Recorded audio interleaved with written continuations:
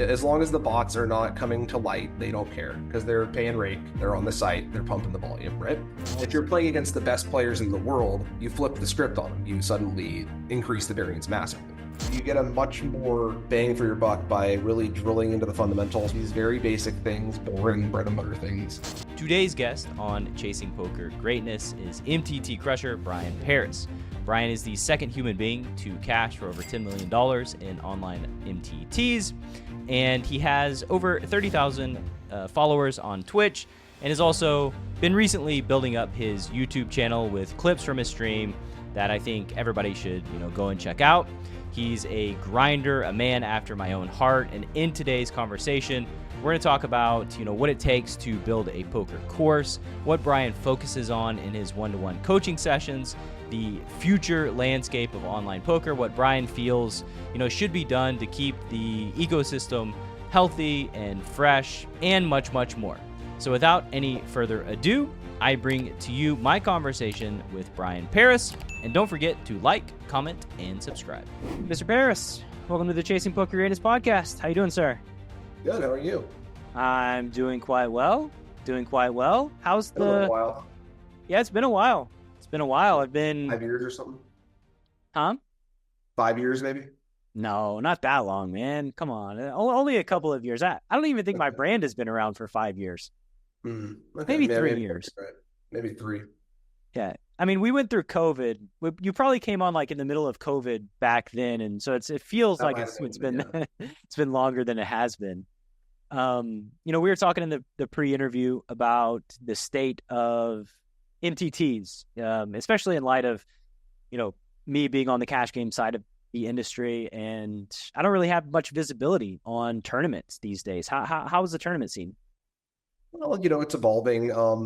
Online, there's been a few bot scandals in tournaments as well, primarily centered around like ACR, I guess.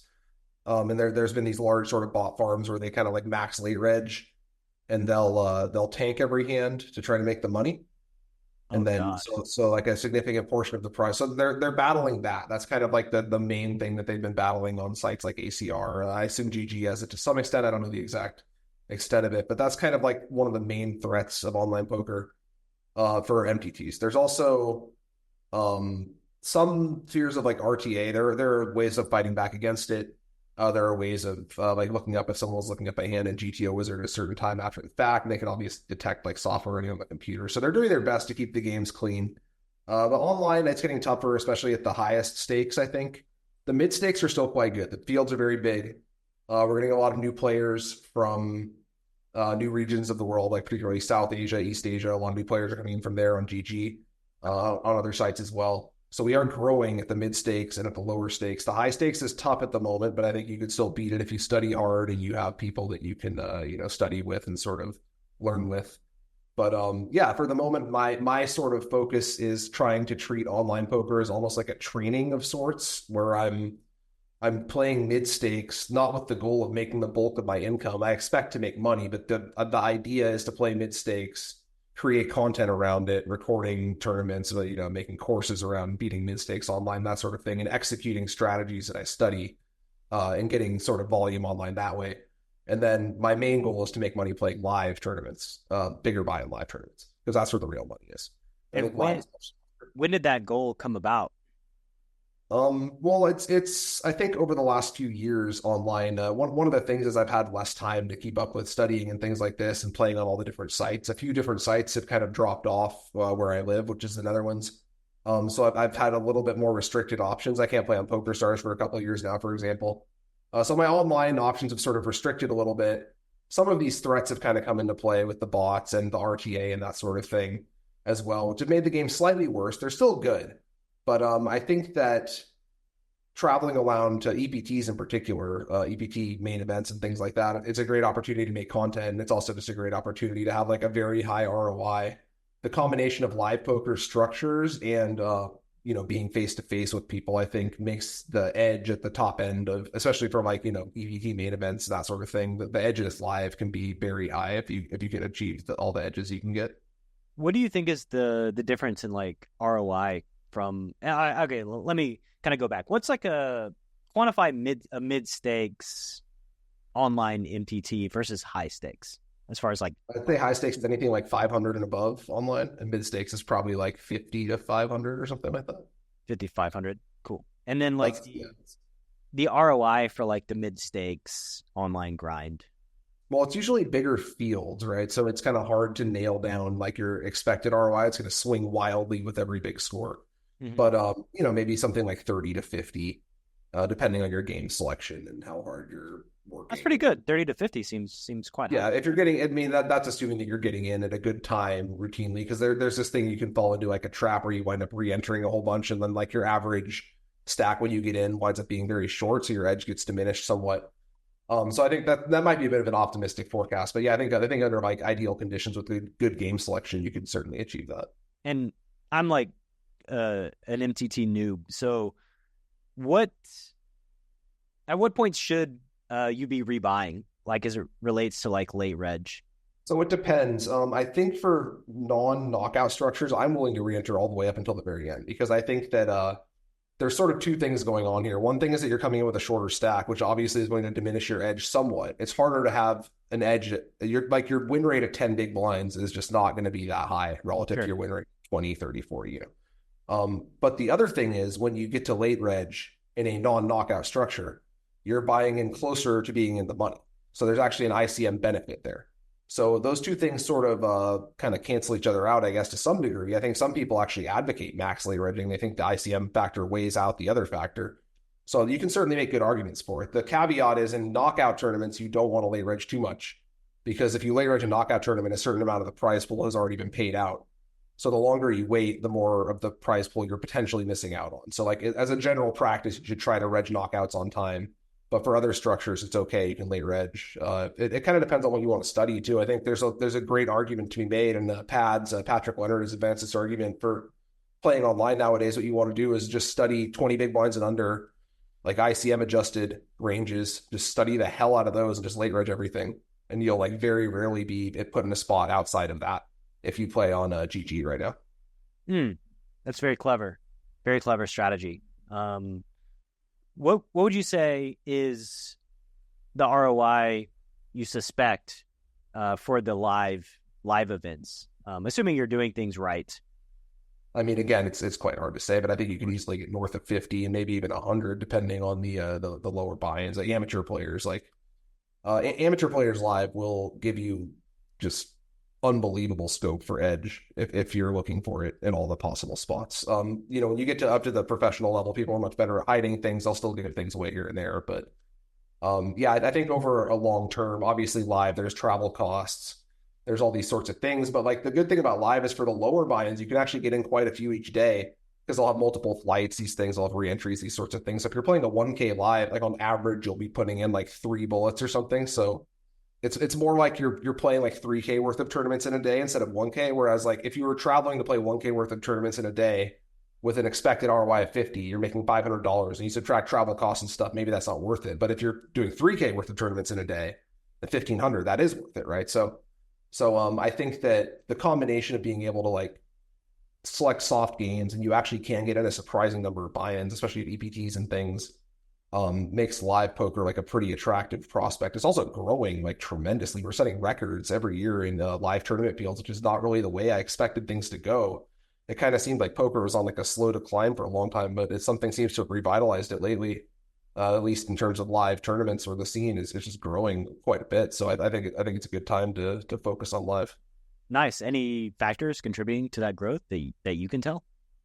I mean, inflation's obviously one of them, right? Like a high buy-in isn't what it used to be. Like the 1K feels like nothing now as opposed to what it was, 5-10 years ago. That's part of it. Obviously, that doesn't explain why poker specifically is growing.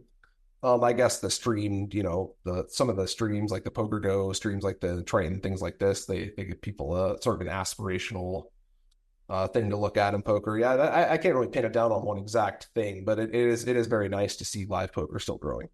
Yeah, and like WSOP setting records every year as well. Still, right. Europe and America. I mean, in Barcelona, we're setting records for the 1K field. Got like 8,000 people in the 1K. Holy cow. Barcelona last month. It's very big everywhere right now. It's just really nice. That's a lot of humans in the 1K. Yep. Well, a lot of them are re-entries, so it's 9 of them will be. what are you doing to actively get better at live poker? And has live poker been a thing that you've had a ton of experience with throughout your poker career? Yeah, I've been playing a lot of live poker forever. And I mean, I started off kind of bad at it. I've gradually gotten better. I feel now that I'm actively pretty good. And a lot of it just comes down to paying attention, treating everything very seriously. Not like, you don't have to come down in hand one, and just be like, giving people the full stare down at the very beginning of the tournament or anything ridiculous like that. But just paying attention to all the little things. People will give away a ton of little, especially amateur players. Like the guy to your left might shuffle slightly out of turn, and you'll see that he's folding. And now your cutoff range can expand by 5-10%. All these tiny little micro factors add up. And if you really try to hit all of them, your edge compounds over all the hands you play, and it can just get like very, very high. That's sort of been the theory I've been kind of going with for live poker. And I've had a lot of deep runs. I haven't had the big final. I did make a final table a couple months ago as a smaller side event, but I've made a couple of day fours and EPT mains since I got back out on the road. So it's been going quite well for me. I think the renewed focus and the travel is really nice too. The destinations are fantastic for the EPT. You're going to Barcelona, you're going to Monaco, you're going to these like amazing places. It's very like vitalizing and aspirational sort of experience. So it's nice to have that mixed into your grind. Yeah, for sure. Definitely better than my office. Well, the office is good too. That's where you learn, but you got to mix it up. You go out. Yeah, the scenery is not super great from my office. Any issues with you mentioned the bots. So what's your take on the MTT bot situation? Do you think that the powers that be will be able to eradicate the bots? Do you think it's just something we have to live with? Necessary, just what's your take? It's a matter of willpower. There's sort of a game theory thing going on where like the operators don't mind the bots. As long as the bots are not coming to light, they don't care because they're paying rake, they're on the site, they're pumping the volume, right? So the operators don't mind the bots as long as the bots are discreet. And the players are obviously getting drained by the bots, and that's no good. But people have come up with these methods to catch these bots, which are quite reliable. Like this MTT database review guy on Twitter, he runs all these this analysis, and he's found tons of these bots on ACR, and he alerts them right away, and they don't always remove them right away. Sometimes it takes them weeks. I think they are getting better about it as time goes on, but it's this constant sort of cat and mouse game, and the incentives don't always completely align with the operators and the players, so it can be a little bit difficult. I think it's going to be something we're dealing with for a long time, and I'm not sure exactly what the fixes are, but I do think that like a motivated and competent site can alleviate the problem. It's just a matter of will and a matter of like keeping up with the best techniques and constantly staying on top of it. Yeah, and the incentives are definitely not aligned, right? Because essentially you need to pay people to actively take out liquidity traffic on your site, right? And that's you don't have to be like a rocket scientist to realize that like the incentives don't fully align there. It's more of a system of value for the operator itself. Like, what are their values? If their values are to give the players the best experience possible, while not being cheated or being overran by bots, then they're probably going to take action and do something about it. And then I think on the other side of it is like ACR. To my knowledge, like at least in the US, is an unregulated platform. And so like the consequences of allowing bots, there's no like external pressure to force a platform to remove those players either. And that's also, contributes to the problem. Yeah, basically PR is the only thing they have to worry about. So, it's this constant thing, like people on social media exposing the bots, trying to embarrass the site into taking action. The site takes the minimum amount of action possible to get the PR boost they want, and the game continues.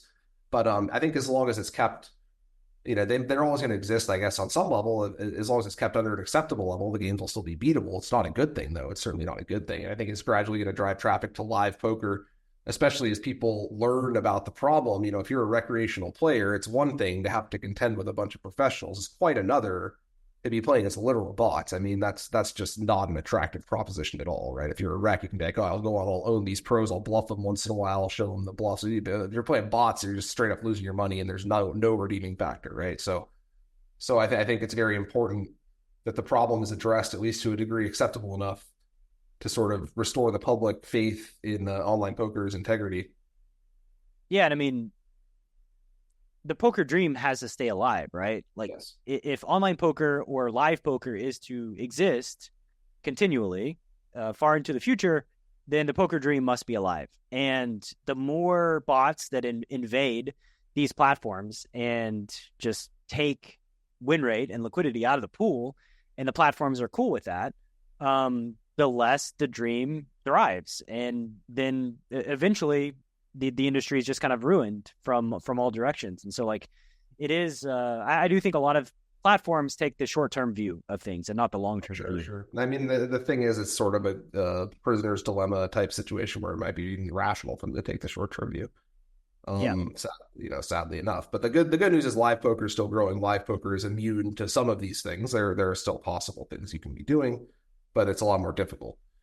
So I think as long as we have live poker, that will be there. But yeah, online declining or becoming irrelevant is a tragic thing, and we should fight back against it. But there are a lot of sort of like structural forces pushing in that direction. So it's just going to be a difficult battle going forward, I think. Extremely difficult challenge. I think Pads mentioned like a union. He's mentioned it multiple times, and something like that would be. I don't think it's at all practical in a game. I mean, he's a very smart guy, and I think the intention is the best. But solutions like that never, because poker. The thing about poker players is we're all inherently in it for ourselves to some degree, and of course we all have an incentive in making sure that the game continues to go. Because if the game stops entirely, we all lose our livelihood. But we're not inherently wired to act collectively. We're inherently wired to act individually. So efforts like that, I think, are certainly worth looking into. And if you can organize it properly, it could be great to have a sort of a unified negotiation. That would be a way to break out of the kind of game theory trap that we're in relative to the operators. The challenge is coordinating it. And if he's able to do it, that'd be wonderful. And I wish him the best of luck. It is akin to trying to hoard like millions and millions of cats. Yes. Herd millions of cats. It's just not. It's not going to happen. Top tier. They've tried stuff like this before when Poker Stars did a rate increase, and you get the top tier of regs to agree. And so what happens? The games get soft, and the second tier of regs are like, "Oh, the games are soft. I'm going to go play the games." Right? I mean. And it's if you're not going to do it, someone else is going to do it, and you wind up in this sort of a collective action problem. And yeah, he's trying to solve that with some sort of union. And yeah, that's you only get the top X% of players or whatever. And I think it is an insurmountable challenge. But again, he's very intelligent, and if he figures it out, that'd be great. So I hope he does. Me too. So kind of moving along from the health of online MTTs. Do you have any software these days that are your go-to for getting better, actively improving? I use DTO a lot on my phone when I'm out with the kids, just in between here and there. I'll drill spots, 10 minutes here, 20 minutes there. It's very, very useful for that, just for getting volume and drilling spots. DTO is the tournament app Dominic made. Dominic of World Series main event on the rail, the laptop fame. Yeah, but it's a very good app, and he's a very smart guy. Very good strategy app. But it's very good for drilling spots. You have it on your phone, you just pop it open. Like 60 big blinds deep. Button versus big blind, and you just start drilling spots post flop. Every street, it'll tell you what the ranges are. Where you're messing up. It'll give you a score for your percent and all that sort of thing. So that's really useful for getting volume in. And then I have the GTO Wizard subscription for checking spots. Between like when I'm on the desktop and in more depth. And they have a lot of features now. They have like AI solves for different things. They have like ICM adjusted AI solves. So it's gotten a lot more powerful to the point where you don't need quite as many supplementary tools. Obviously, you could use some of them at times to go deeper on certain things. And are you prioritizing kind of the late reg type of 20 big blind study? I'm not quite doing what Pads was saying with that, but I am definitely studying that more. Like the majority of my study is ICM adjusted later stages type of thing. I think part of that is because I've spent so many years studying chip EV stuff that I have a very good handle on all that. But the other part is that I think that is actually the increasingly important part of tournaments, because there's a risk premium that comes in at a surprisingly early stage of the tournament, even when there's like 75% of the field remaining, 50% of the field remaining, everyone knows about the risk premium on the final table bubble, but there is actually a non-zero risk premium in the early to mid stages as well. So learning the nuance of all these things it's like a 1-2% edge here and there, but that adds up tremendously over the course of a bunch of hands you play over a year or 2 years, 5 years. So ICM adjusted study is a very, very big portion of the studying right now. Nice. You mentioned making more content, and I know that you've made a couple of courses. So let's talk about, the act of creation, and tell me about, making a course, a poker course. What did that look like for you? Yeah, I made 2 courses with Mike Wasserman, who's a former #1 on Pocket Fives, and who also does a lot of coaching. And we made a course called Mid Stakes Mastery, which is about beating large field mid stakes online tournaments, which is sort of like my specialty. Then we made another course called Tournament Fundamentals, which is about all your different moves that you have available to you at different stack sizes and things like this. Just sort of like the fundamental tools that you need to have a nice foundation for your tournament game. So it was a lot of work, but it's fun too. It's sort of like studying on video together, to some degree. And that's the nice thing about coaching and making content. If it's strategy content, like well done strategy content, is you actually learn while doing it as well. So you're like sort of compounding value on multiple avenues there. But yeah, I enjoy it a lot. I found it really a nice way to kind of mix it up. Once or twice a week, we record sessions and go in depth on these different spots and things. At this point, Mid Stakes Mastery, we've continued adding to it. So it's over 40 hours of content. You can buy it for $2.99. So you're getting coaching from me and Mike for like less than $10 an hour if you buy it. Then I have another course in the works called, actually, I don't know the title. My guy's titling it. We don't know the title yet, but there's going to be another course coming out which is aimed at more recreational players, how to group different flops for like, what do we do on different like types of flop textures, so they can sort of like have a framework for that and know how to work off of that. But yeah, I've enjoyed making courses a lot. I think it's something that's it's fun, it's useful, and I think I'm pretty good at like articulating concepts. So it's something I'm going to look to do a little bit more going forward here. Nice. Yeah, it's you can't help but learn and get better as you're making these courses and thinking about stuff, because at least in my experience, I have a lot of like false starts where I start doing something and then I'm like, wait, no, I need to change the structure of this in a different way that makes more sense. So I scrap everything and then like rebuild, and then scrap everything, rebuild, and like iterate until like it all kind of flows well in a way that people can understand. And I think the clearer you're able to communicate complex and abstract concepts to another human, the better you understand those abstract concepts yourself, which can't help but improve your ability to make better poker decisions. It just can't be. Yeah, absolutely. There's also a certain threshold that you feel obligated to clear when you're making content. It's like, well, if I'm making content and selling it to people, I better know what the hell I'm talking about, right? So you're going to study extra hard. You're going to make sure you know the concept inside and out before you put it on video and try to charge money for it. So that's most people. Well,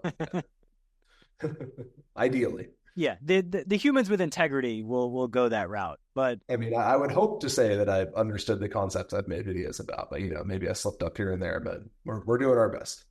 And I would say that if there's more understanding to gain over time, then it's just like a matter of progressing to that level, right? Like, and that's kind of the fluid and dynamic nature of poker, is that, what I train and what I teach today could be outdated in a number of years, right? Like, just I can learn more. We can get more powerful tools that shed insights as to like why things are working the way they are, that kind of blow up my internal reasoning and logic for why things work they are, because the way they are right now. Because like when you look at like a solver output, right? I hear people speaking in very human terms when the reality is like it's a very inhuman thing, right, yes, that's going on, and we try to relate it in the best way that we can by saying things like, oh, you raise with this hand because it blocks bottom set, when the reality is like, well, maybe that's a part of it, but that's definitely not the whole picture of why what's going on is going on, and it's just really, really, really difficult to understand. That's true. Yeah, we like to tell a story like, oh, it wants to raise this because this, and it's like, no, I mean, maybe. Yeah, that's a good way of putting it. Yeah, the math is very difficult for us to comprehend on its face. So we try to translate it into this like sort of narrative structure, which like kind of helps, but is not quite right. And it can lead us to doing to very problematic areas where, I think Phil Galfond tweeted a while back that like solvers, what did he say? It was something along the lines of like solvers allow people to play poorly with confidence, Right. which I thought was like very, very accurate statement. Where like, man, I see some players that, and the sad thing is, I think they could operate at a very high level, much higher than the level they're operating at currently, if they didn't outsource their strategic map specifically and solely to the solvers. Right. It almost like chains them down and hinders their long-term potential. That's certainly a factor. Yeah, because like you were saying earlier, every spot is just subtly different. It's chaos once you get an actual game, right? I mean, everything Chaos. Absolutely. totally different. Yeah. And that's even more true for live poker. Someone will be sitting out, there'll be a dead small blind, and then all these like little subtle things, and you don't know how that changes everything. And yeah, solvers are a very useful tool, and you should study a lot. But I think that you're absolutely right that you can become a slave to it and be sort of unwilling to deviate when situation calls for it. One more thing I want before we move on from solvers, I think there's something that people don't do enough, which is there'll be spots where like it'll take 20% of a whole bunch of hands and it'll raise with them and then it'll call 80%, and people don't actually hit that 20% because, you glance at it and you're like, oh, it's a 20%. I'm not going to do it. And it's like, no, maybe I'll do it. Are you really doing 20% of the time? No, you're probably doing like 5% of the time, right? So I think that that's something that people could stand to work on when they're, trying to learn from solvers as well. Yeah, for sure. And the output, the consequence of doing that is that in general, the defense strategies become pure Right. a lot of the time when players don't take that 20%, right? Because it's very easy to not take the 20%, and then that's going to lead you down, to some like very clear downstream problems. I think a very easy example in a cash game is a lot of times you're supposed to check raise a flop with hands that have like no relation to the board, that just look very weird at like a low frequency check raise, right? 10% or whatever. And like people just miss that, right? So what happens when people miss very low, all the low equity check raises? Well, now when they check raise, they're going to have more equity in their check raise range, right? Which means that your defense facing check raise is not the solver output. It's not what it's telling you in reality. Right. You should be tighter than what the solver is saying because they're pushing more equity with that check raise, right? So you need to overfold, defend less facing the check raise and things of that nature. And to be honest, like these are the things that make poker super fun to me still. Yes, absolutely. All the exploits, just playing a game of strategy against another human being and try to figure out where the EV is and the mistakes that they're making, and then deploy exploits to beat them. Like that's what has always made the game interesting and fun to me. It's almost like fractals. It's like the more you learn, like the deeper you can go, and you can just go like deeper and deeper and deeper and find the exploits at like further levels and levels. The more you learn about it. Poker theory is very interesting, and I think that's part of the longevity of the game is that unlike something like Limit Hold'em, the solved version is not boring. The solved version is like very interesting for no limit hold'em, and we're all still like trying to even reach something approximating that. And it's just a lot of exploration left in the game, even this far into it.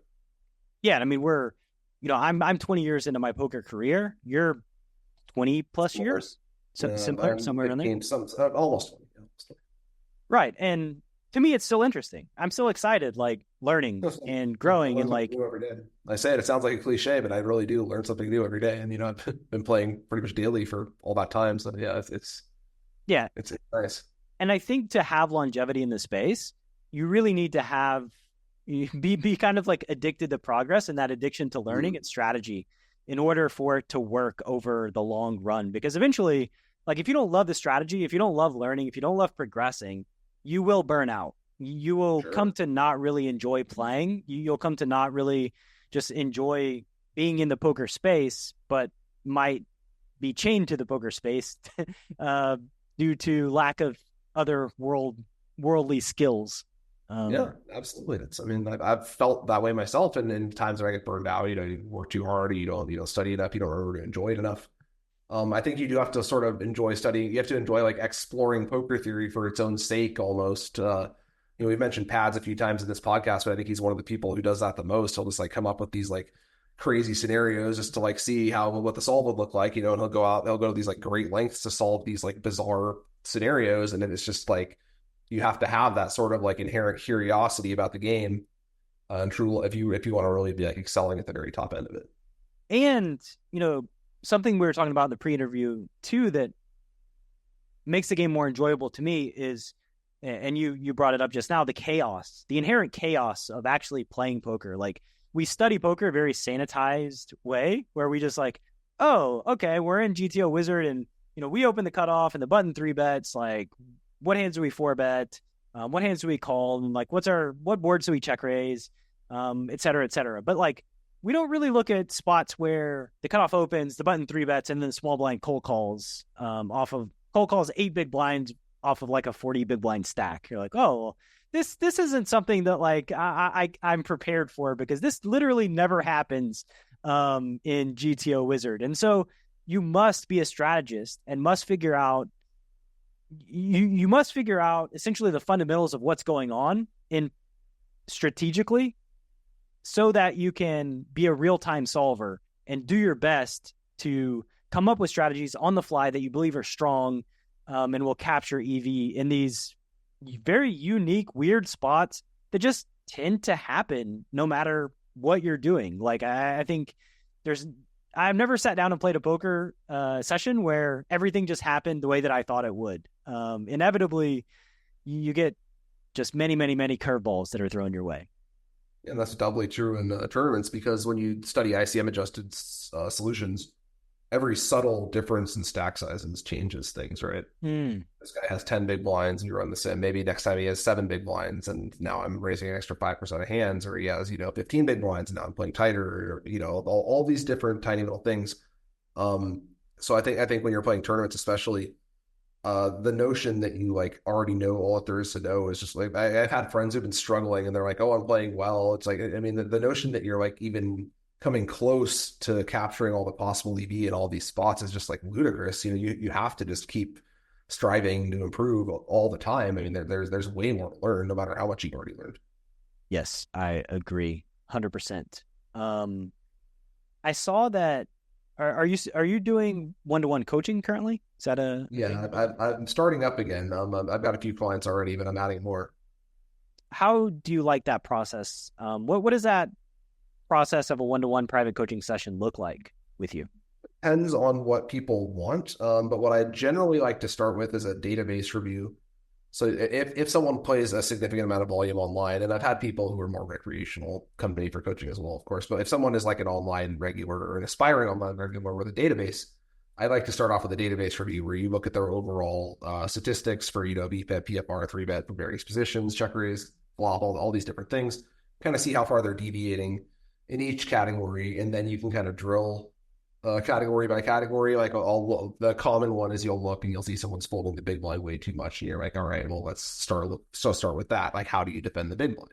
Another common one is people fold the flop too much. Okay, so how do you check call the flop with like backdoor floats? How do you check raise the flop at the right frequency? Like, what hands do you do it with? All that sort of thing. So I like to hone in on the most obvious and fundamental leaks with database analysis first, and then go from there. Some people just want to review tournaments and they're just like, hey, walk through this tournament, review every hand. And even if I do something like that, I can still find things to go in depth on, because the good news about tournaments is, you can just take some random spot where you like open the cutoff with 60 big blinds and, suddenly you can pull up like 6 different charts and just study all these different things. And I'll usually start with one of those two things, either just walk someone through a tournament or do a database review. How do you segment your database analysis by stack size? That's something I've always wondered about MTTs, where like, your defense frequency from the big blind is going to be different based on your stack size. Yeah. So how do you resolve that? Well, the easiest thing to do is you kind of line it up with the wizard ones, like the 20, 25, 30, 40, 50. You kind of look at the overalls for like the most important ones are like call versus steal and like 3-bet versus steal, because in MTTs, especially at lower stack sizes, people are going to be coming after your blinds on the cutoff and button a lot. You have to be raising cutoffs and buttons when it folds to you a lot.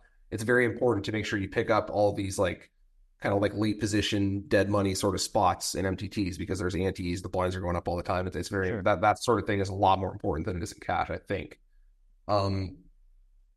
But So you can kind of segregate it by stack size that way. I think the more important question is how you split like ICM adjusted studying versus chip EV adjusted studying, and that is a much more difficult challenge. But what you can do in that case is you kind of take an individual tournament, and that way you can sort of run the ICM sim for that stage of the tournament. And then you kind of have the parameters, and you can just run them over and over for each hand you want to check. Is there overlap for the ICM study, like consistent overlap, like very common ICM scenarios that you think folks learning, studying would just get a lot of bang for their buck? Well, so like there's a few like very easy adjustments that get made. The bet sizing will come down in ICM adjusted, and there's more hands being resolved pre-flop. There's less calling pre-flop. There's more small three betting, and there's more like small four betting. Why So is that? Why I guess it's sort of in like a game of chicken. There's a risk premium thing, right? And everyone is constantly being kind of like drained by this risk premium whenever they enter pots. So a normal pot where you raise, get called, you both contend for your, whatever equities in the pot. You're both kind of like losing a little bit of money to everyone else at the table whenever that happens. And all of these things sort of just like subtly nudge your decisions in the direction of smaller bet sizing, more small three bets, more small four bets. That's why if you watch high level MTTs like Tritons and things, they're always doing these tiny little three bets and four bet wars with each other deep in the tournament. That's just how MTT theory works in ICM. and the high roller that was crushing a few years back is probably still crushing. That generally that uses a lot of like 2x 3x pot over bets. Adamo. Yes, he's still very. Tell me about that. Like the utility of using the bigger sizes, because apparently it some people do it, right? Like it is a thing in like late stage tournaments. Well, it increases variance, right? So if the basic idea is if you're playing MPTs against bad players, you want to decrease variance. You want to you want to red line them to death. You want to just play a bunch of small pots post flop and win. You know. That makes all. If you're playing against the best players in the world, you flip the script on them. You suddenly increase the variance massively. You do it in an intelligent way, and you have measured aggression in the right spots. But what he's doing is he's making it so that in these Triton events, it's constantly an ICM battle because it's a small field. So like you're always contending for this like small number of places who are paying. So he's constantly in this sort of mode where he can put people in these really tough spots with these 2x pot, 3x pot overbets, increasing variance, and that sort of like creates this vibe around even just like playing pots with him in general, where you kind of just want to avoid it, and that gives him a lot of extra EV when he's just picking up all these small little pots everywhere. So I mean, his style is perfect for high stakes. I think if you're playing low and mid stakes, you don't want to take such a like slugger high variance style necessarily. You want to like really know what you're doing if you want to try that sort of thing. But I mean, he's a great player and someone who's really worth studying. Yeah, I think it's really cool when somebody comes along that does things a little bit different than normal and achieves success. And it's like, oh wow, like again, it's one of those things where it's like, we have so much more to learn about poker. There's so many possibilities. There's a huge herding effect. And I mean, it's kind of natural where people will mimic the successful players. And it's like, yes, by doing so, we are learning successful strategies, but perhaps we're missing out on entire regions of successful strategies that nobody's even tried yet, and that's what keeps the game interesting. You can keep studying and trying to find those. Yeah, it's something I think about a lot, especially when it comes to like even something as basic in cash games is like pre-flop strategy, right? Where it's like, okay, so like button opens 2.5 bigs, 3-bet from small blind is 10 bigs or 11 bigs, right? These are like two very standard things when you look at solved ranges. But it makes me think, like, I wonder what would happen if you 3-bet to 8 big blinds. I wonder what would happen if you 3-bet consistently to 15 big blinds. I wonder what would happen That's funny. I was going to say exactly 8 and 15 as well. Yeah. What happens if you open the button to 4 big blinds instead of 2.5, right? Like doing these things that are different than what everybody's doing. One major benefit to that, I believe, you mentioned RTA, but that's a way that you can really kill RTA is by taking sizes that aren't pre-solved for, where they basically have to think and figure this out on the fly without the use of something pre-solved like in GTO Wizard, right? That's a very, very good point. And one thing that just the other day, I was looking at a spot where I got 3-bet bigger than normal, like or maybe one of my players got 3-bet bigger than normal. They open the cutoff and then the button 3-bet IP to like 10 or 11 big blinds, which normally it's like 7 to 8. And anyway, I was trying to figure out like look at a solve to see like how the strategy scaled facing different sizes, right? Whereas like, okay, so like if somebody 3-bets like 2 big blinds more, 2 big blinds less, how does this affect like, our call fold raise frequencies? Did not exist in GTO Wizard. I couldn't even figure that out in GTO Wizard, which is, one of the most powerful tools that we have to study and learn poker, and especially like solver wise. It's really easy, intuitive to use. So many different settings, so many different things you can experiment with. And something as simple as that, I couldn't solve. There was no like solution that was available to me on the open market. Whereas like, yeah, here's how it changes as size increases or decreases, right?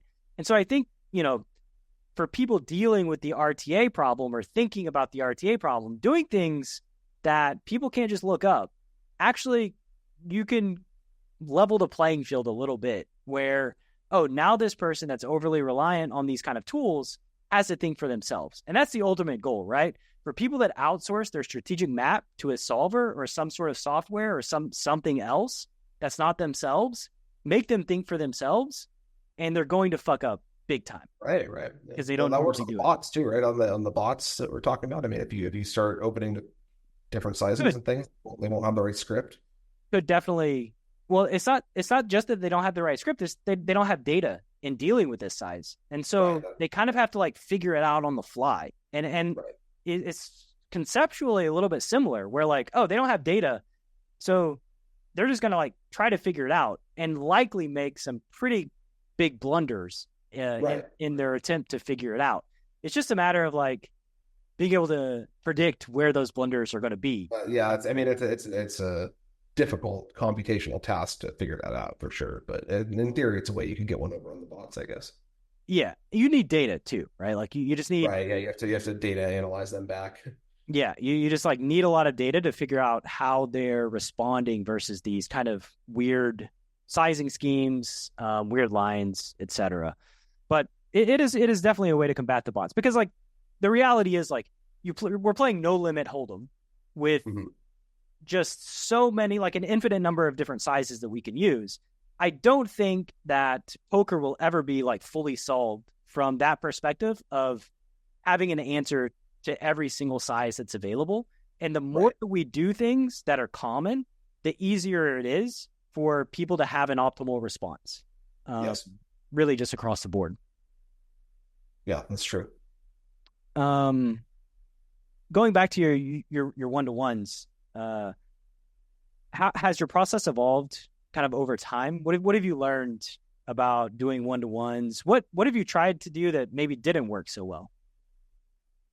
In the past, I think people were overly focused on just reviewing tournaments rather than drilling on spots. And I think it's a far more effective. Like if you're overfolding the big blind, you need to look at spots. Just look at like 100 spots where you call the big blind and just like try to figure out the commonalities. Where what people always want to do is they always want to like, hey, I marked all these hands. Let's look at these marked hands. And it's like, okay, well, look at the marked hands. And every single marked hand is some like weird, crazy 3-bet pot where you got check raised on the turn or something like this. And it's like, okay, this is a very interesting spot. We could delve into it, but like, what are the odds that this spot comes up for you, like ever again? And not very much, right? And I think you get a much more bang for your buck by really drilling into the fundamentals, making sure that you are not overfolding the big blind, not overfolding the flop against c-bets. These very basic things, boring bread and butter things. I really like to drill down on those until those numbers are where they need to be. The fold to c-bet number needs to go down. The fold big blind number needs to go down. The 3-bet out of the big blind number needs to go up. All these different things. So I like to really hone in on that more and try to discourage people from bringing. But you can't stop. People always want to bring a few marked hands, and they always want to go through some big win. So you can't stop them entirely, but you try to steer them more towards the fundamental ways. Yes, the mark of an experienced poker coach. Bore them to death with the fundamentals. But I mean, it almost right now, like for my CFP, the Wolf program, we've been doing backbreaker review, which are looking essentially at the biggest pots that we play on a weekly basis and try to determine if a major catastrophic mistake was made, right? And it's not always the most exciting type of review and study, but training and making progress to something that will give them a very small incremental win rate boost is almost entirely negated when big mistakes are commonly made, right?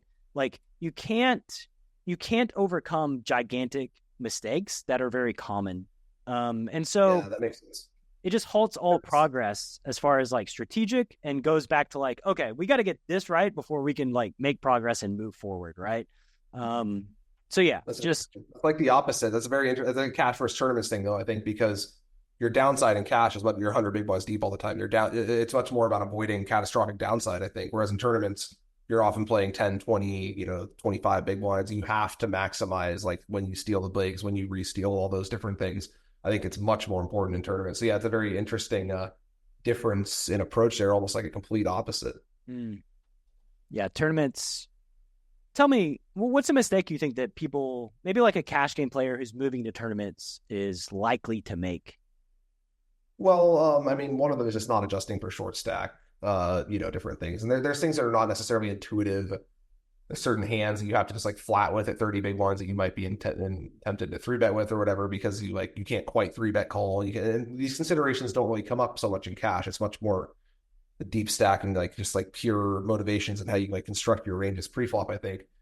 So that's part of it. The other one is obviously ICM. I mean, you can dramatically underestimate the amount that ICM adjusts things, and I think that's like the big one, because by the time you can get to like the mid stages, the ICM ranges have diverged like significantly from the chippy V ranges. If you're playing against recreational players, it's fine, but against pros, you're going to be bleeding, or against well-studied MTT regs, you'll be bleeding EV here and there by not doing the ICM adjusted things. Yeah, I play like 4 tournaments a year, and I'm pretty sure that I punted ICM to the wind in like a tournament last year where Brian, it was like in the late stages. It was near the bubble. And Brian Altman had a gigantic stack at my table and was essentially VP'd every single hand for like an hour. And I was like, well, there's another day to play to make day 2. And just made a bunch of stands and like went from like 100K to like 450 or 500K. It was all in like 2 or 3 times. And I still wonder, like, if somebody is pressing that hard on the bubble and like, no, pushing back is correct. You have to do it in a certain fashion. But yeah, I mean, I think that like that's part of the ICM. It doesn't mean you have to like be scared and just fold everything. There are ways to, especially if you identify that someone is VPIPing 100%, like a good reg will, find a somewhat soft table, like maybe you're pushing back on them, but if nobody else is, he could still justify opening quite a few hands.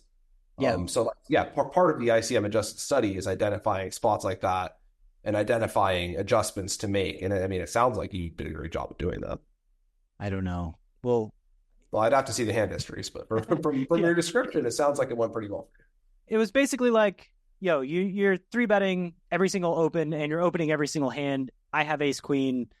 I don't care. Like I'm getting in my 25 or 30 big blinds. And then it was like, oh, you 3-bet me.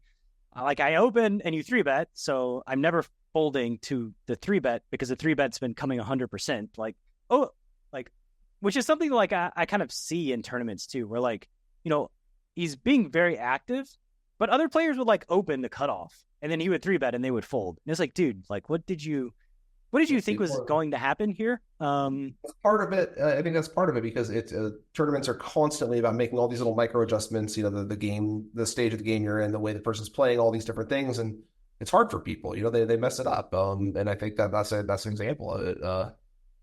That's really part of it. Like the very best MTT players like him, he'll identify spots where it's like, okay, I can crank my VPIP up to like 80 for a few more bits, and then I'll take it back down into the 20s where it normally is when the time comes. And that's a big part of the skill set if you want to really excel.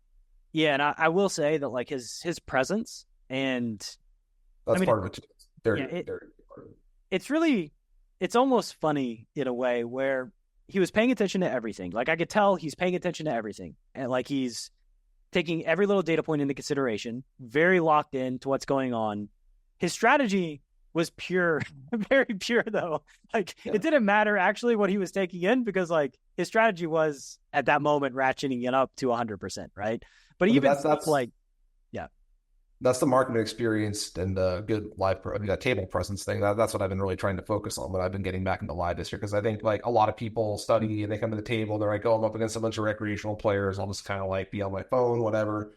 And like it really does make a very big difference. Just what you said, just letting everyone at the table know that you're paying attention to everything. That's like a huge thing in making people not want to play pots with you. They don't want to stay on your blind. They don't like if you're sitting there on your phone, just like kind of absent-mindedly opening your cards and flicking them away. People are just gonna like try to run you over. I mean, it's important. I mean, obviously you don't have to do it on level one of day one, be staring everything down, taking all the data.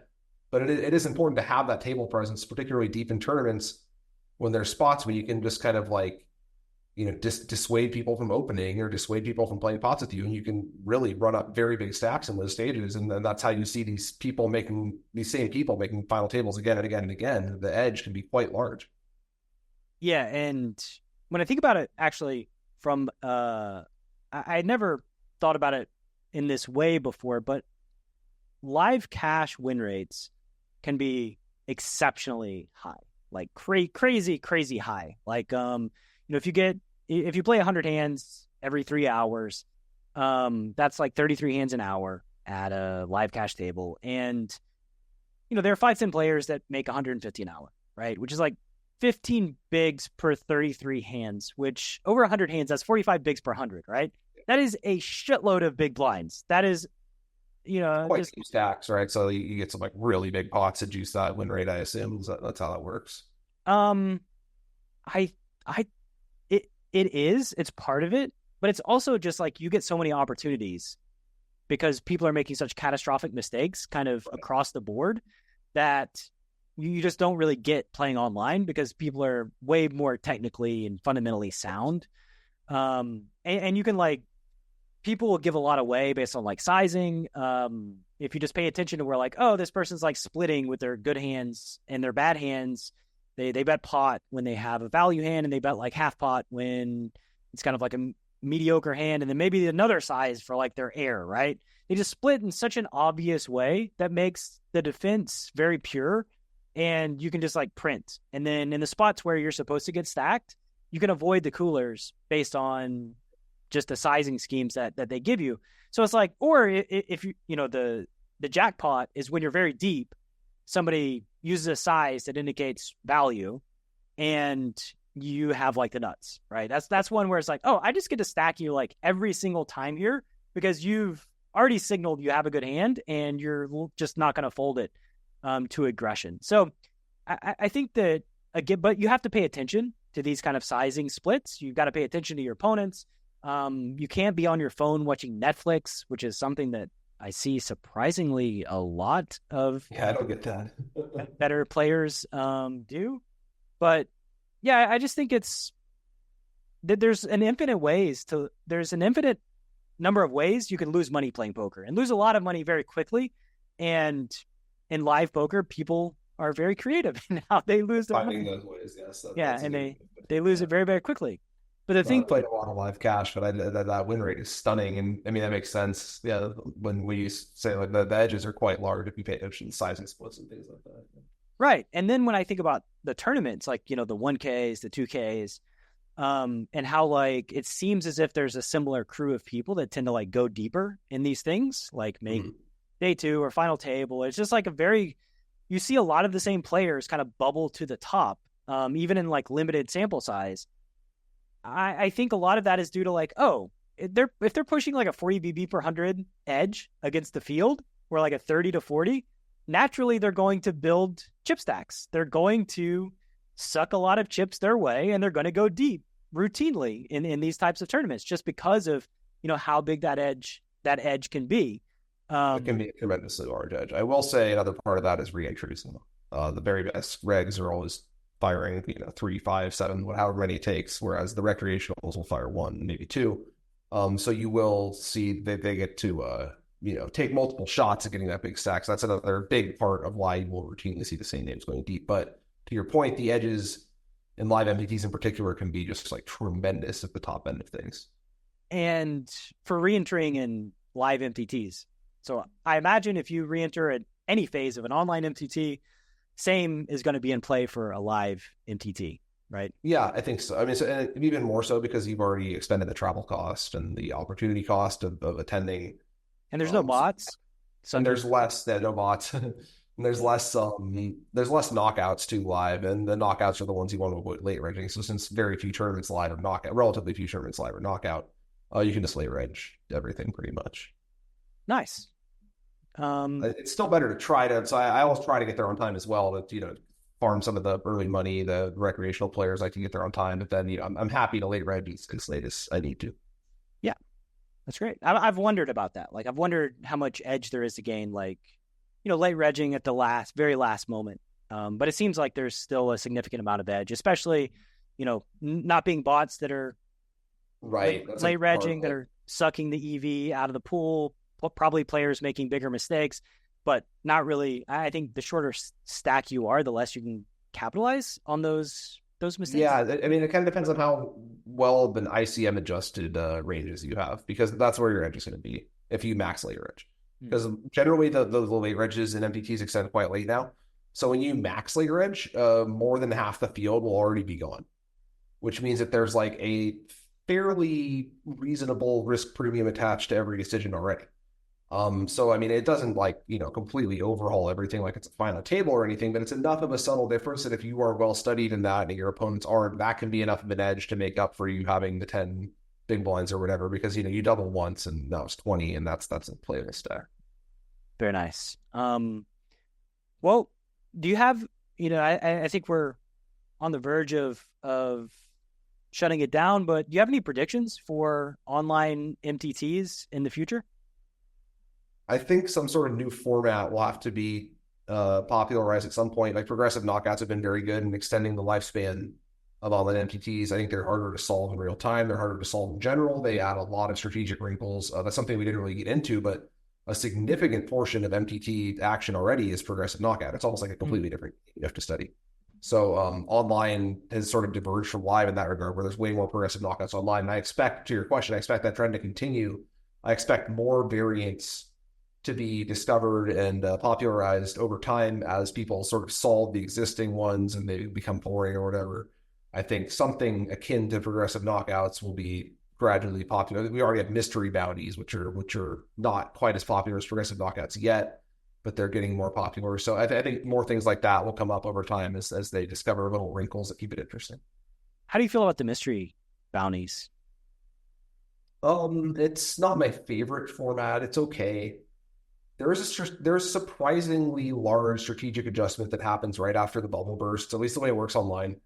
The way it works online is as soon as you make the money, the mystery bounties come into play, right?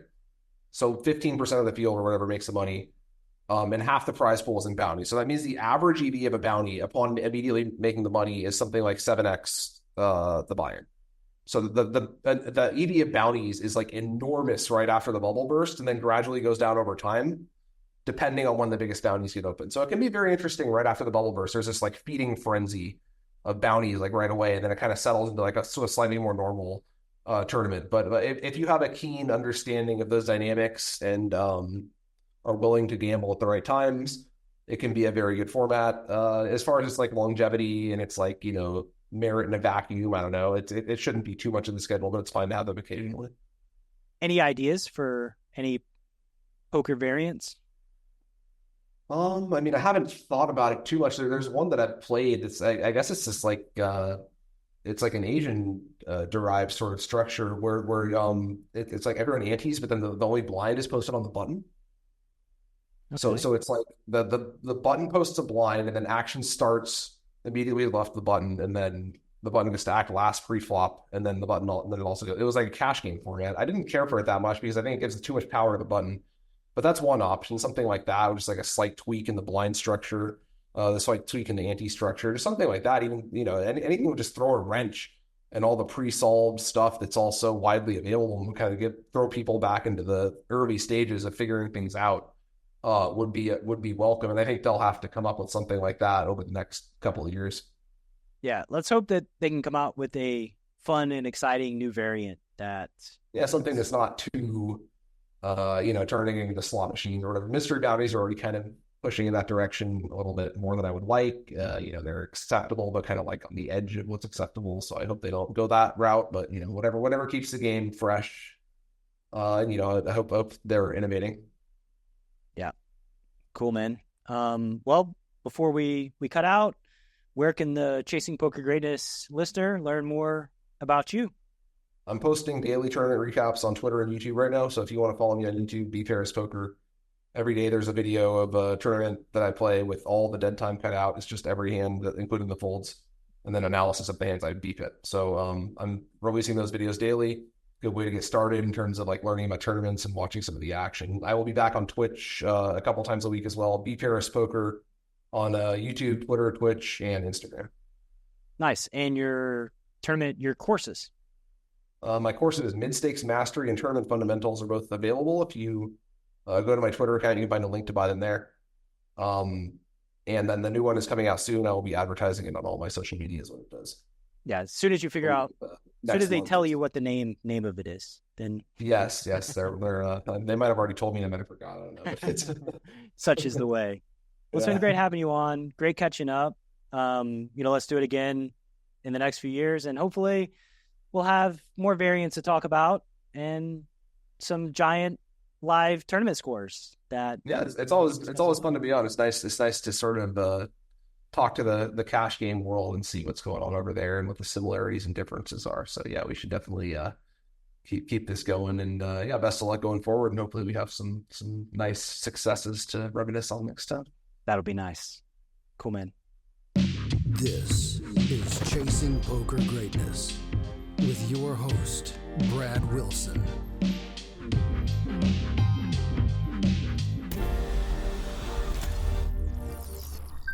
Coach Brad approved.